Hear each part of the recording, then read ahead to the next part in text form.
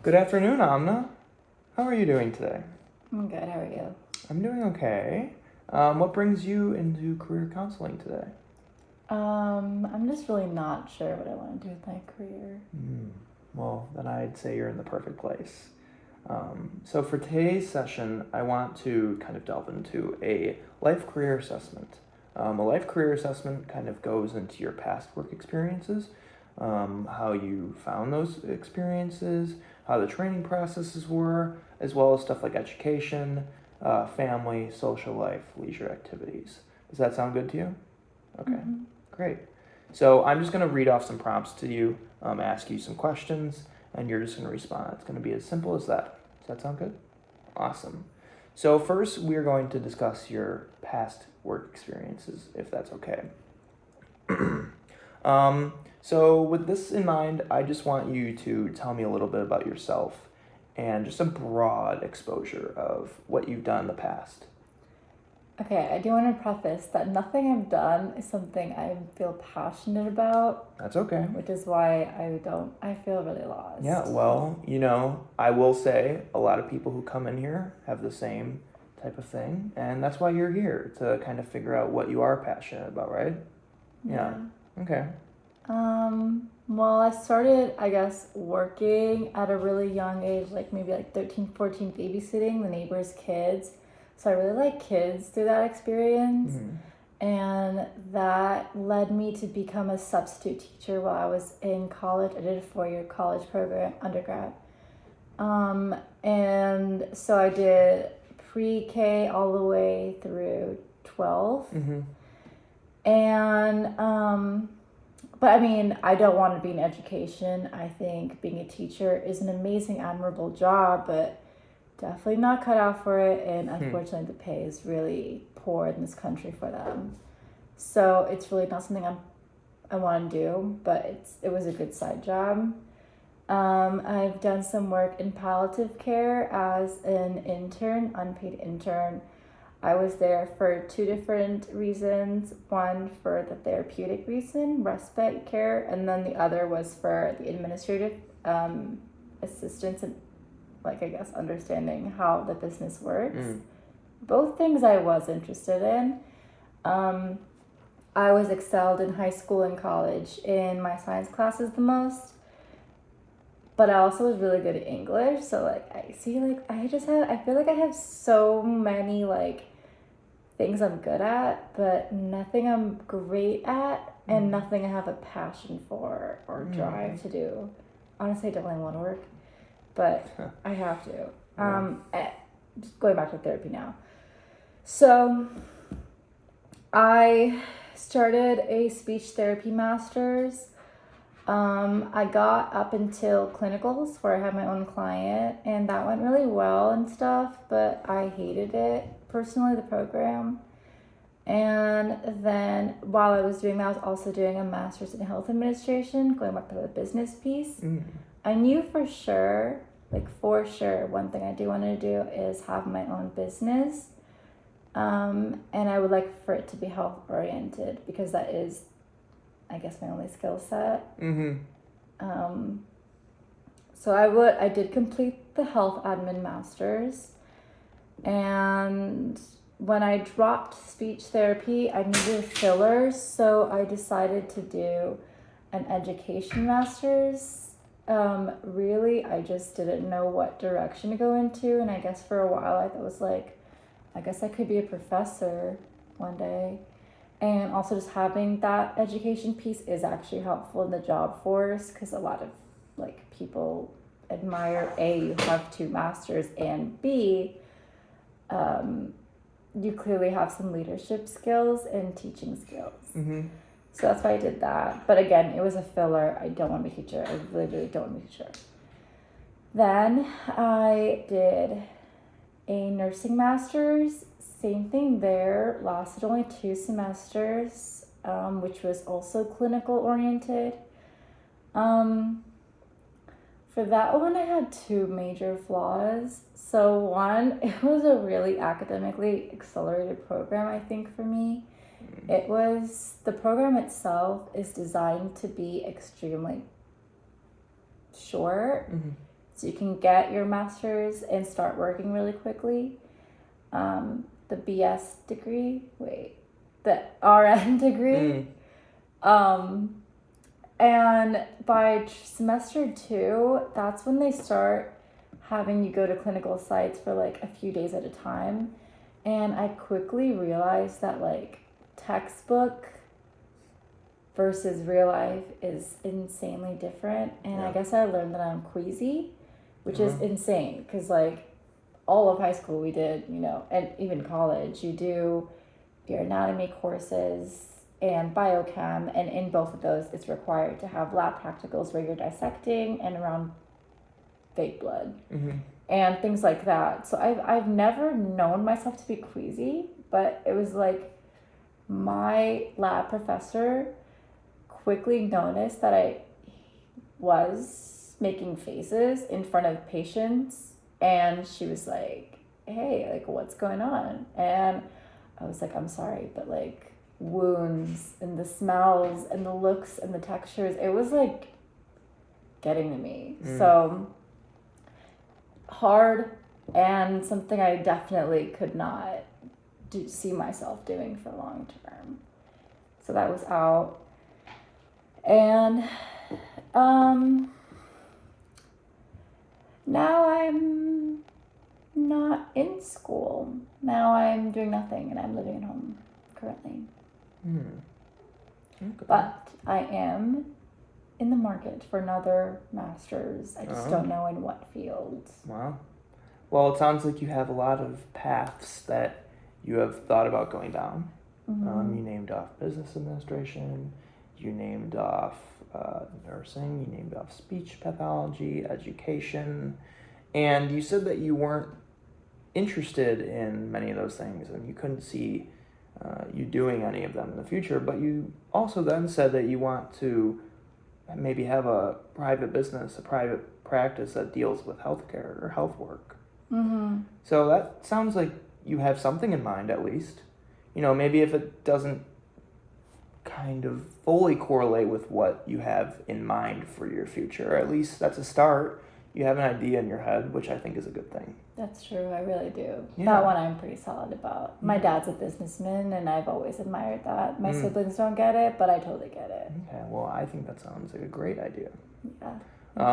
So you talked a lot about your master's degrees. Can you tell me what you did in college? I have an undergrad in biochem. My original plan was to be a doctor. That didn't go well. I did not score highly on the MCAT, and I never took it again. And I guess I was kind of discouraged from my family that I wasn't smart enough to do it. So I just gave up, I guess. That's an interesting thing you said, discouraged, but I want to dive into that later, so I'm going to hold off on that. I still want to focus on any past experiences you've had. So you mentioned that you did some intern work. Is there anything that you've done recently? Was that your most recent position? No, I'm currently interning at a hospital with my MHA. Okay. So I do both administrative work, and I also have some authorization to help with a therapist because of my background, regardless of the fact that I never finished the degrees. They just have trust in me. Yeah. So what are some of the best parts about that? What are some things that you like? I love that I can learn the inner workings of the business. It's becoming easier and easier for me to understand. It genuinely seems like a formula, and I think I can easily adopt that into my own life in creating my own. I like the working environment in general because of my history with science. I do understand what they're talking about, even if they are at a higher level than me. Once you're in the workforce, it's actually pretty layman. It's easy for all of us to understand each other, whether it's a doctor or a nurse or a specialized health professional. I like that I can understand them. Yeah. Okay. Well, that's good. It sounds like you at least are interested in what you're doing right now, right? It's more like I'm educated, I'd say, and I feel like the interest falls under the realm of because I know what you're saying, I can have some degree of relatability. Mm. Mm. Well, it's good to hear that you brought up, because of your background, you can kind of understand what they're talking about and you can help in that way and you like that, which is a good thing. So that's at least some level of interest that you have. And going into not interested, what are some negatives or bad things about this position, if there are any? Can you specify what business? What? What business? What's the cons of what? My internship? Yeah. The fact that I'm not doing what I want to be doing, I guess. Okay. So that's still the major overlying theme. I just feel like I'm better than what this is. I feel like so deadbeat. You feel deadbeat? That might be like an inappropriate word choice because I don't want to like put others to shame for their career paths. But yeah, I just know I can do more. I have much more potential than this. Okay. Sure. Well, that's interesting to hear. Well, thank you for telling me about that. Obviously, it doesn't sound like what you're doing right now fits in with your future or with what you think sounds like a future. So, now I want to talk a little bit about job training, because I assume with these internships or with your past experiences, you've had some sort of training or some sort of onboarding that you've had to go through in order to do what you're doing. Am I correct in saying that? Yeah. Okay. Well, if you haven't, that's okay too. But if you have, I would like you to discuss a little bit about that onboarding. What went well? How did it go? Did anything not go well? Because onboarding is a huge part of any job. So I think identifying the strengths of what helped or what onboarding helped with and what maybe it didn't do is also a good thing to think about with career development. Okay. Well, for the hospital, this is a paid internship, so my role is a little bit more important than it was at my palliative care center that I was at. But for that one, the palliative care, it was really straightforward. I honestly didn't really need much training. It was like the tools and systems I was using were already something I had learned through my own master's program. So they were really pleased that I was more than educated and ready to go, basically. For the hospital, it's a little bit more complex. Yes, I was educated on the systems that they also use. However, there's a lot more HIPAA compliancy that I had to take into account, which falls under different types of EHRs, health records. So I guess that required some training for me to it just felt like a lot of tabs on my screen. It was overwhelming at first. But I wouldn't say it was a difficult process because I was with a lot of really supportive staff. And if I had any questions for the first 3 weeks, they were more than happy to assist me without making me feel like I was burdening them. Yeah, I don't know. I feel like I was pretty prepared. So. Well, that's a good thing. It sounds like a lot. Like you said, it was a lot. It sounds definitely like a lot, but it also sounds like you had a positive experience. I did. Which is a great thing, obviously. It's good that you didn't list off any negatives. We want to focus on positives and, how to get more positives. So, yeah. So another thing I want to talk about is leisure activities or your social life.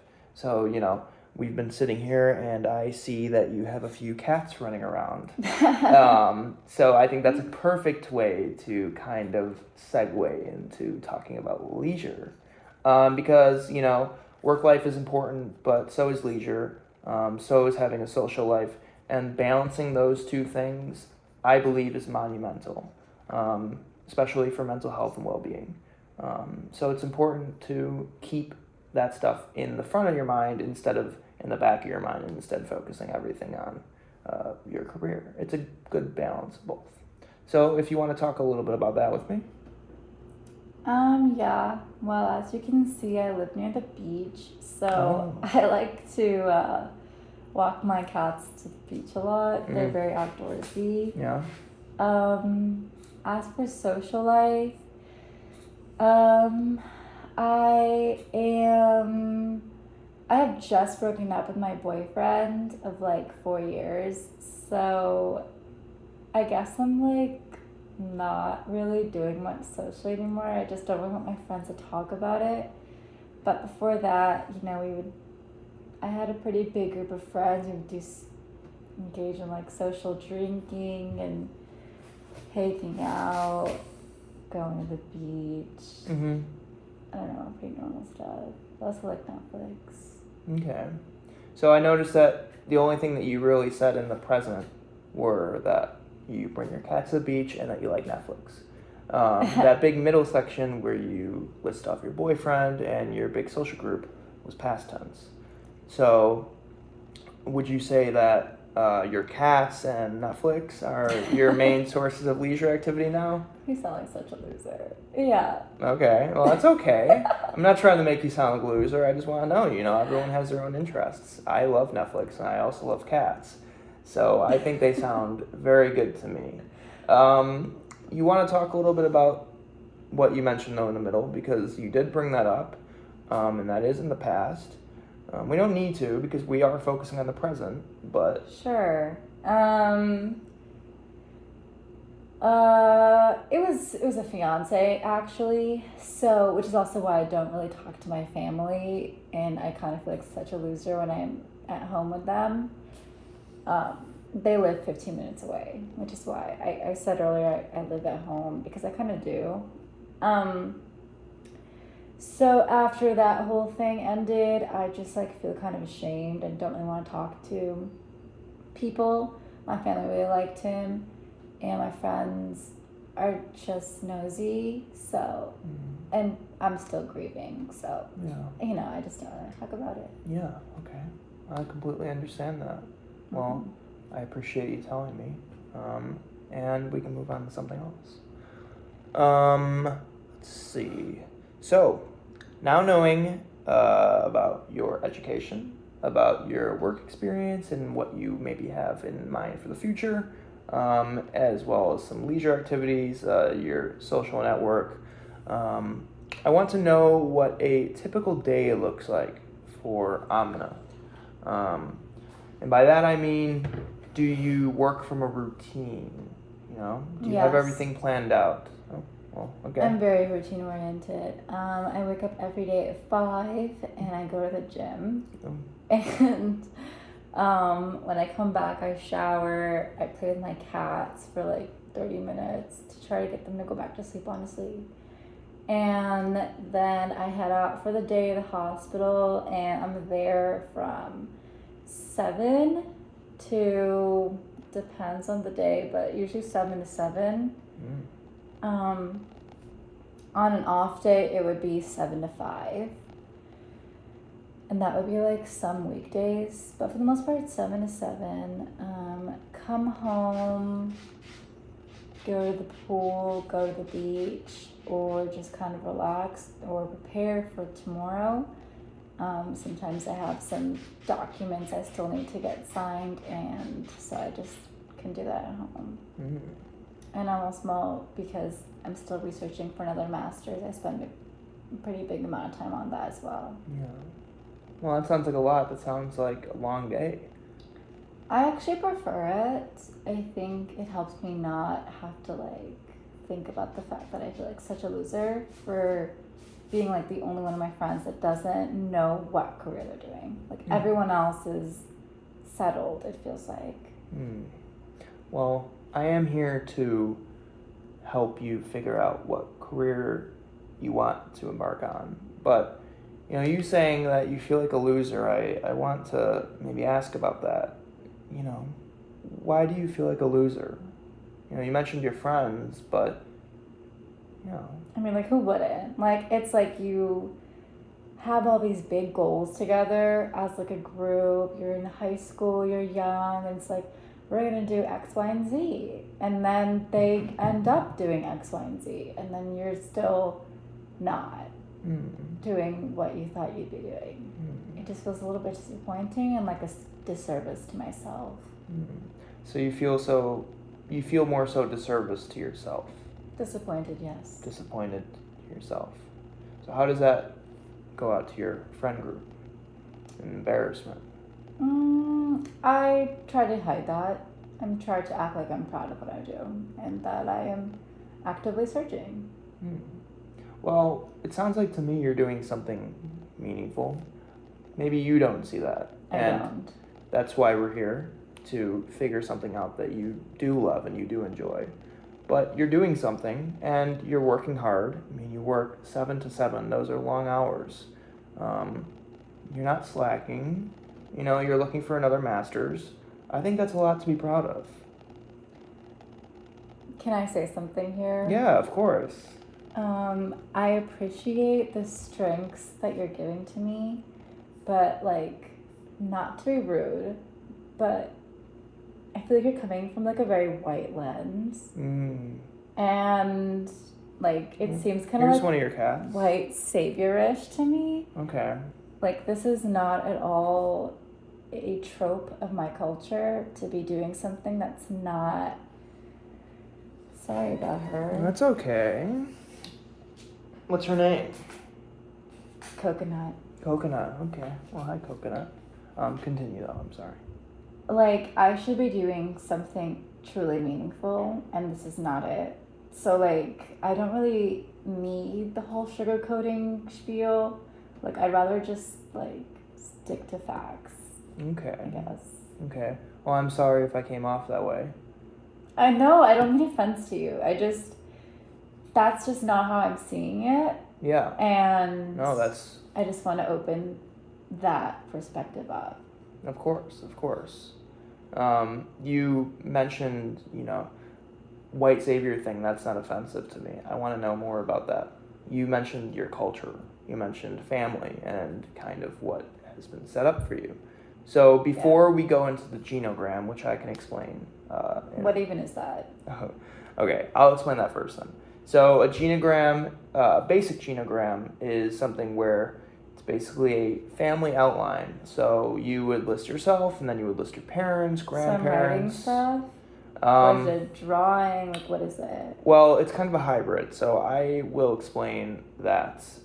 It's basically writing with a few added steps. Like paragraphs? No. It's just listing. So like I said, it's just... Is it an illustration? Like, what is this?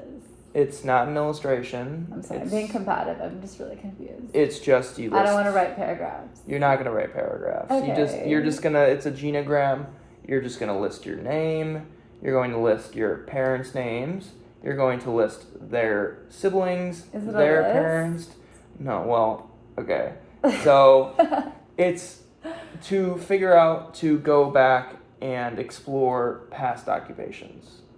Okay, like a family tree of their jobs. Yeah. Oh. Yeah. Okay. That sounds simple. Sure. So when we get into that, I'll explain a little bit more, but I want to go back to that question that I presented about, your family history. I think it's interesting that what you said about my question coming off like that. So I want to know a little bit about that. Yeah, I'm sorry for calling you white savior. I know it's not what you're trying to. It's okay. Well, so my parents were from Pakistan, and although it is a very poor country, it has values, the typical stereotypical Asian values, where because your family works so hard, they expect so much for you and all the older generations, the previous generations, your grandparents to your parents, parents to you, expect their kids to do better and bigger things than they could do, which is why they come to America, to give them the opportunities to do so. So, like for instance, my grandparents on the dad's side, he was a farmer, and my dad's mom was a teacher. So then for their generation, they wanted them to be even better. So their eldest son became a physical therapist, and their youngest son became a physical therapist. Their daughter became an occupational therapist, and their son became a businessman. And actually, my dad was that son, he's a businessman. So it's like, see, like that evolution of change, that's what they're going for.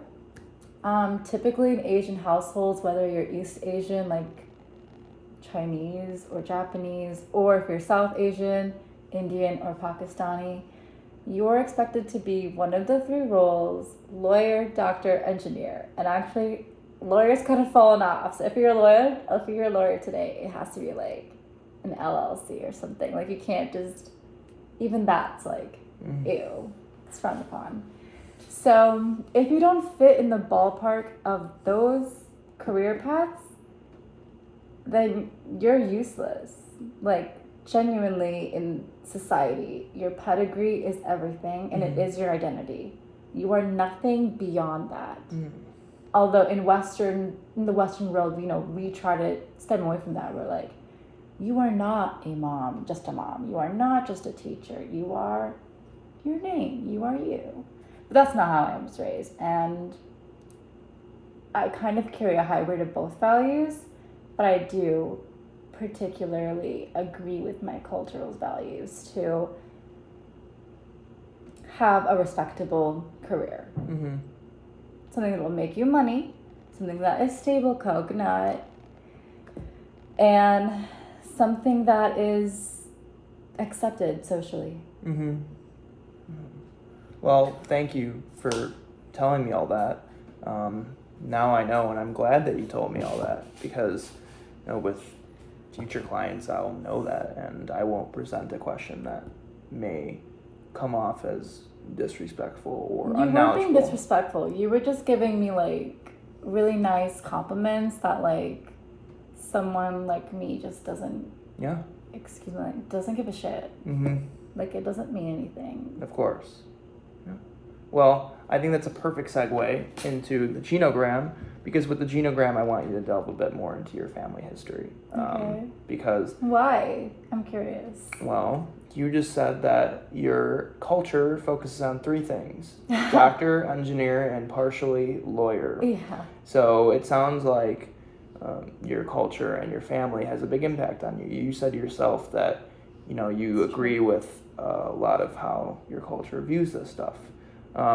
I think it's important to delve into your family's past and what they've done to see how it may have impacted you.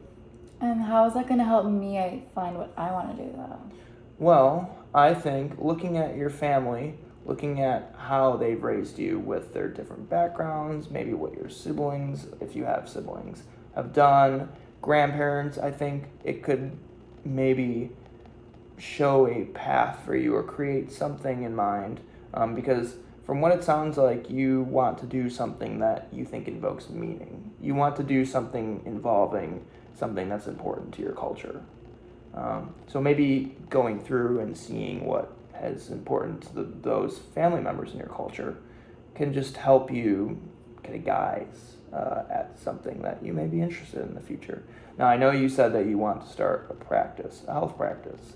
So that, may not be a doctor, but it falls in the realm of at least you know what you want to do in that regard. And I think looking at your family can give a bigger sense of that, just a grander scale. So the Genogram, I kind of already explained it, but it is an adaptation of a typical family genogram that is used to gather information about the occupational status of family members, therefore your family members, and is useful to generate in-depth information about work world views, barriers, cultural heritages, and more.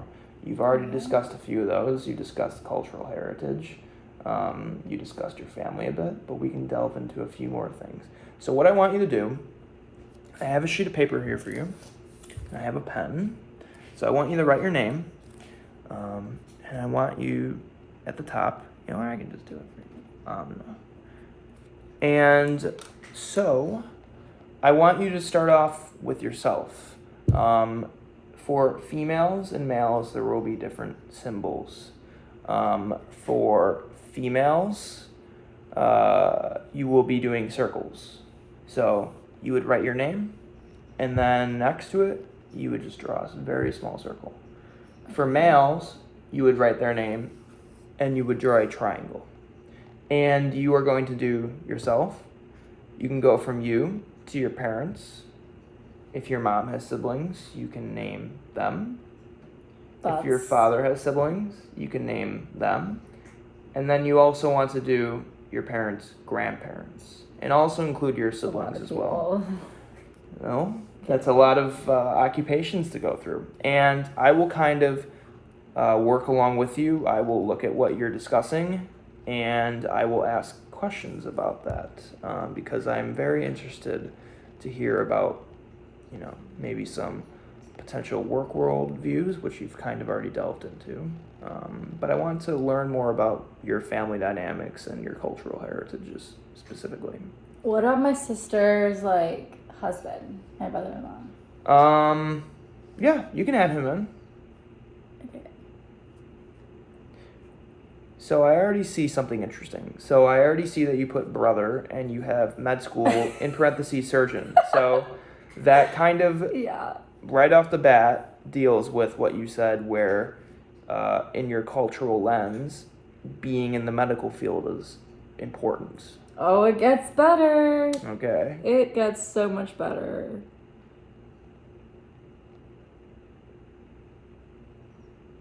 And then what is she? I actually can't remember. Oh. Yeah. I like how I asked you like you would know. Sister, anesthesiologist, her husband, a surgical resident. Oh my gosh. All right. Everyone. So I guess you're right. So, but like I was saying to you, these are the only accepted fields. Do you not see now that this is why it's such a concern for me? No, I do see now. Yeah, absolutely. It really is. So, if you want to talk a little bit about your sister and your brother, because you yourself, you have done a little bit of different paths than they have, it sounds like. You did education. You said you have a business mindset. Well, I just want to, what were the differences?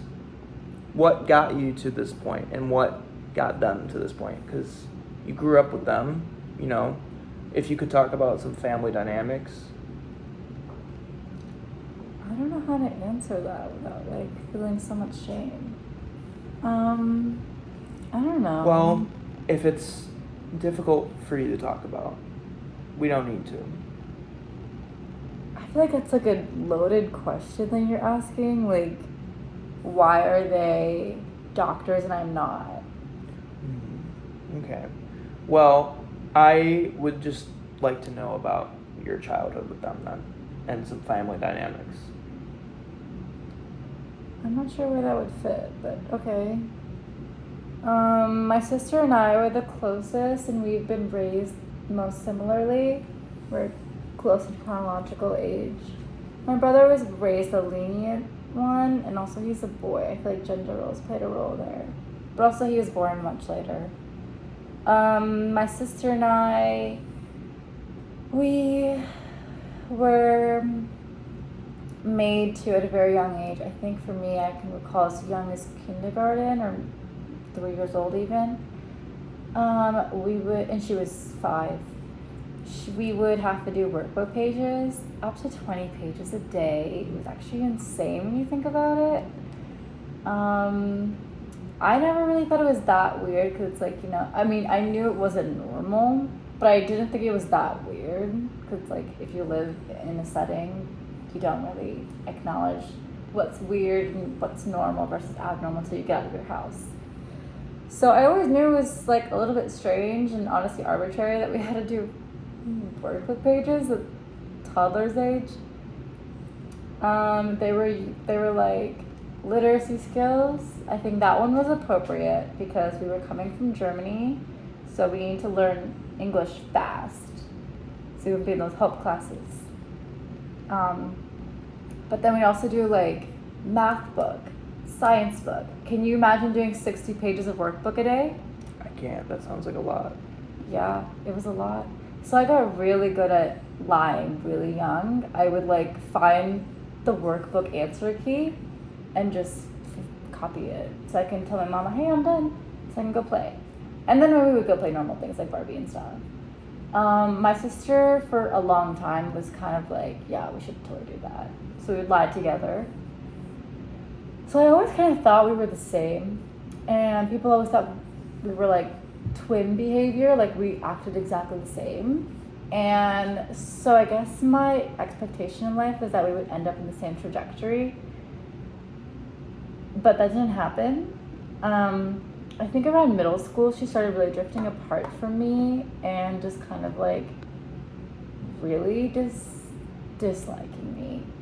And I think since then she's always kind of played this like motherly character in my life, and it's just so like it's made me want to push away from her. So I guess maybe that could be like a reason why I was less inclined to want to follow her footsteps, I guess from a psychological standpoint, because she'd always kind of be like, oh, you should take these classes next year for high school, and these classes, I know these teachers, type of thing. Like, it was always, like, overly involved, and it was like, I don't want to be you. Yeah. And you're not, like, the role model for me. You're not the blueprint of the best child in the world. So I feel like maybe that could be a possibility. But at the same time, it was like, I did think I wanted to be a doctor, because I was like, I'm good at this stuff. But then Harvard denied me for undergrad, so that was I'm just making a joke there. They did, but I knew I was going to get in. No, but really, I don't know. I feel like that, actually, I never thought about that before, but maybe. My brother, he was raised so different. He was raised like the favorite, like genuinely, in my mother's eyes. And I don't know, he kind of like glided through life and had it easy. He got to play with whatever he wanted to. He never got forced to do like dumb shit like that we had to do. He kind of had a lot more autonomy, and I guess he just did discover on his own that he likes health, I guess, somehow.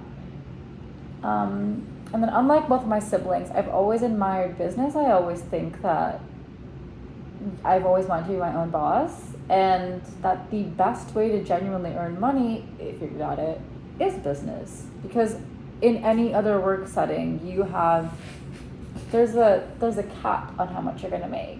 Always. You can't exceed that, because you're not the rule maker, you're not the game maker here.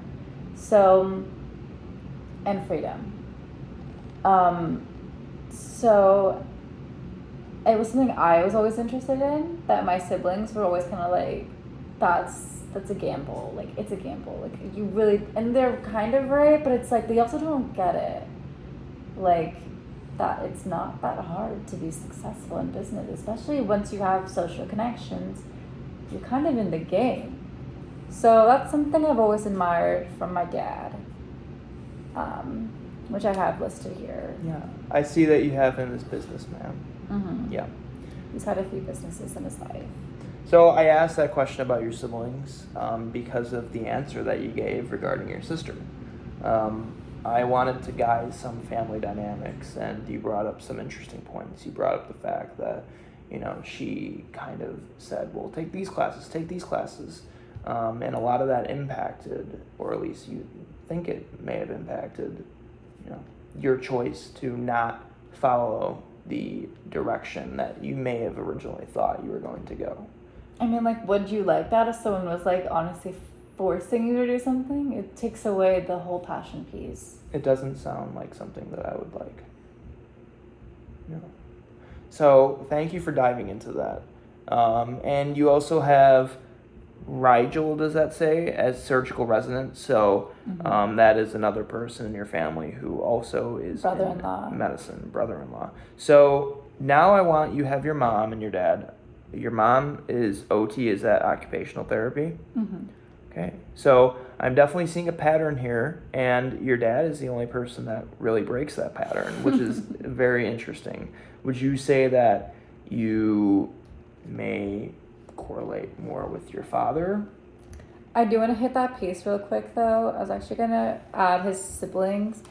So for the business piece, it actually isn't that crazy. I mean, yes, it's very dynamic from us and also his siblings himself. They are all in the health field, all of them. 2 PTs, 1 OT. Mm-hmm. And so actually all the brothers were going to go in and create their own private practice with my dad. So it was kind of like they combined their strengths. And I guess that's where I got the idea myself, was that you could do that. Okay. So yes, it is a little bit far off that he's like the odd man out. But I'm trying to think. I feel like because his dad was a farmer, so he kind of did pick up on like selling and stuff. Mm-hmm. And his dad was also like in the military, so like I guess he learned like social skills like that, like honestly like manipulation skills, I guess. He was in like intelligence, that's why I said that. And then actually my mom's side of the family, now this is where it gets interesting. Let me list this one out. So we have, they're successful now, I guess, but they were not great. So eldest brother, I'm going to list here. He is older than my mom. So we're going to call him uncle number 1. He's actually, I don't know if he's even working anymore. I don't think he works. So in Pakistan, he lives in Pakistan. He doesn't, I don't think he works. Okay. Because I guess the way that like their money worked in their family was like someone died and then they just got all the money. Anyways. And then he has, then we have sister, brother. Now all of these 3 were like deadbeats. We had Duncan, and Duncan, all 3 of them. Like, it was bad. Now, youngest 2 siblings, and youngest 2. So this is the 4th, this is the 3rd, and this is the 2nd in the row. I know it's out of order. He's PT. She's PTA, which is the assistant, and she is working the same job as her daughter, actually. She does like daycare. So they're definitely outliers, and their original roles as Dunkin' employees was like mad embarrassing with the family. Am I taking up too much time? We are almost at the end of the session, but the information that you're giving me is extremely valuable, and I want to ask, I'm not boring you. You're absolutely not boring me. Would it be correct in saying that you most associate with your father and his type of work? Yes. Out of all these people. So that's interesting. So it's interesting because there really is a lot of medical work on here. And, you mentioned that you grew up with your family and that was kind of ingrained. So I do think it's interesting that that's not the path that you're currently on, and you're following your dad's footsteps. Even if his original plan was to start a PT business, you say you have the mind of a business person, and that is clearly what you want to do. So I think that's really interesting when looking at this. Okay, PT, OT. Wow. That is a lot of PT, and OT.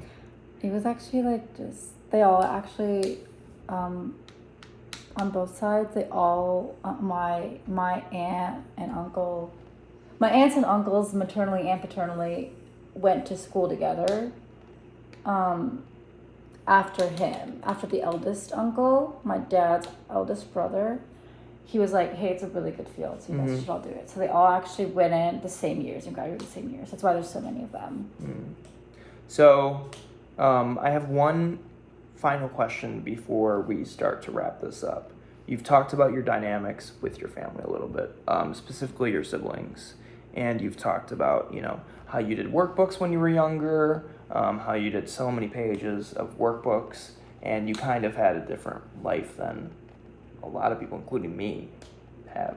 As a Westerner, I did not have that life. I did not have the life that you described. So it's interesting you telling me all this because I wouldn't have known otherwise. But I want to ask, currently, what is your kind of role in the family now? Everyone is doing something that is... That's like also a horrible question to ask. I don't know. Well, I was going to expand upon that. You feel like you have a business brain, more so.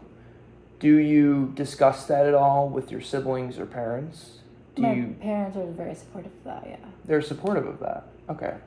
So, do you... your dad is a business person, so I think he understands. But what is that like when you're talking about that with your mom? She totally gets it. Oh, yeah? Mm-hmm. Okay, well, that's good. Have you talked about it with your siblings at all? Like I said, they don't understand it. They don't understand it. Okay. Yeah.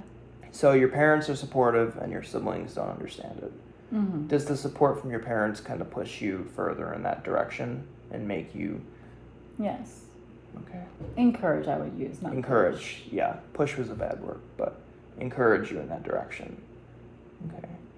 Well, it sounds like, at least you may not have a specific... Oh, hello, coconut. You may not have a specific path or job that you have in mind yet, but looking at this and the fact that your parents are supportive of the direction that you may want to follow, starting a business, doing something in business, I think that's a great place to start in discussing dynamics and going into what you may want to do specifically, which we can talk about next session. So, thank you for being here with me today and doing this Genogram. And thank you for also educating me about things that I may have not known. Yeah. Well, thank you. Well, have a good day. This has been helpful. Yeah, great. I'm glad it has been. Well, have a great day, Amna. You too.